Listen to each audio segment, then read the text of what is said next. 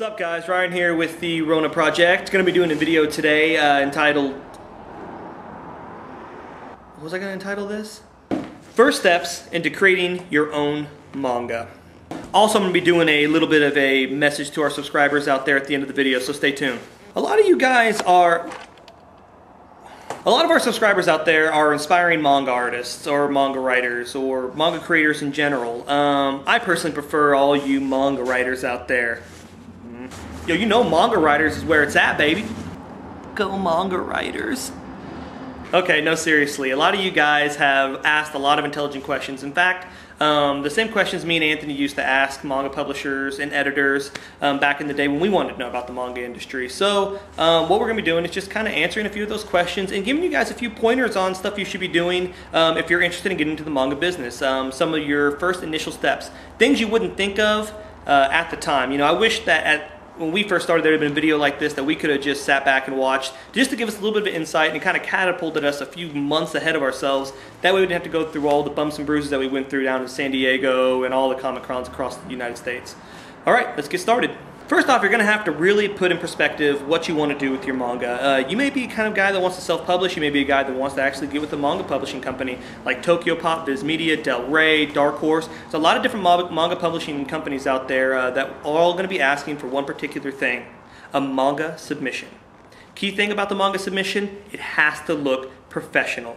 So today we're going to be going over what we turned into manga publishing companies, and you'll be looking at every single page of our manga submission. That way you know what to be looking for or what you should do for your manga. Now, by no means are we saying that our manga submission was the best ever, or are we saying that we know everything about the manga business. We don't. But we have learned a few things along the way, and we just want to share with you guys. So, here we go. Okay, I'm going to be going through this real briefly, so I'll be talking fast. Just try to bear with me here. Here's the front page of our manga submission. You can see that it says written by Ryan Ingalls, illustrated by Anthony Jacopo down at the bottom there. Anthony actually drew this picture up pretty quickly, and we went with the traditional black and white sense with just a typical Rona on top. We want to give the editors a feeling for it's very moldable. Here's the index. Now, it's important to have an index in every submission. That way editors can sift through to pages and know what they're looking at and where they need to look at it.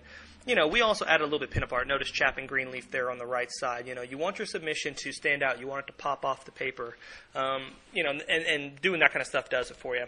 Now, here's a World of Rona page. Now, this just gives our style and genre.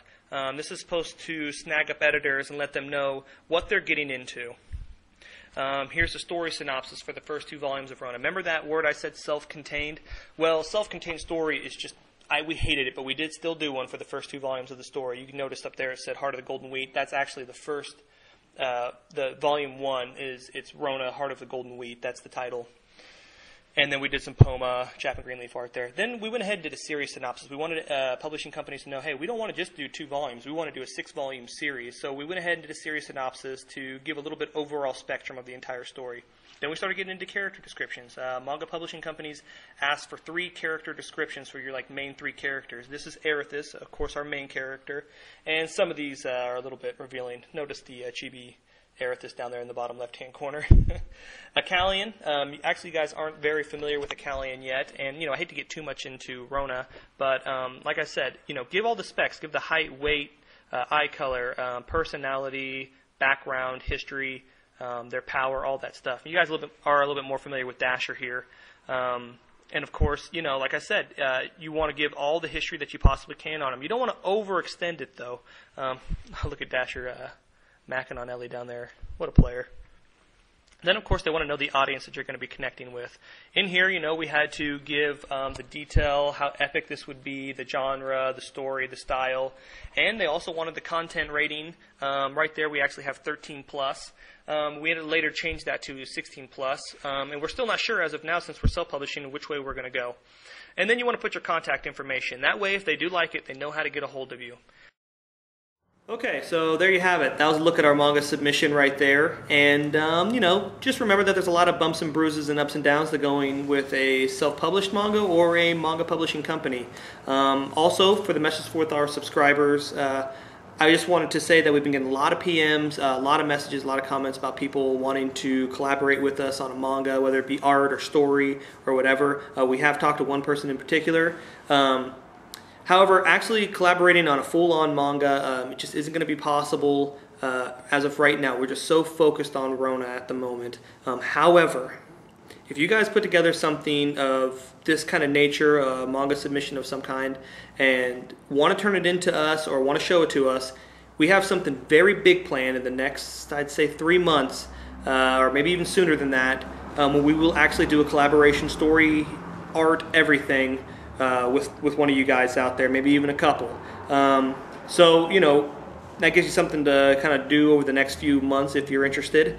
Also, we've been told by a few people that, hey, you guys need to do a contest. You know, doing contests is awesome. Your subscribers will love it. Well, I mean, literally, here's my wallet. Broke. Broke.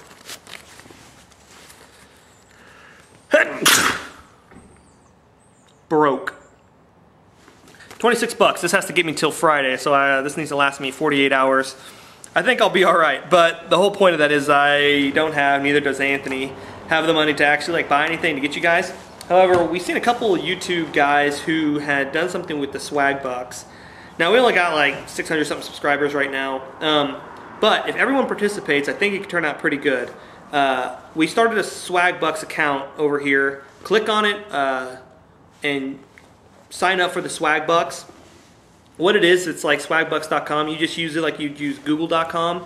And by you clicking on ours, it gives us, every time you guys get some swag bucks, it gives it to us and we generate more. And the more you have, the better the price. So if everyone does that and they use swag bucks like they use Google, you'll start out, they'll even give you 3 swag bucks to begin with.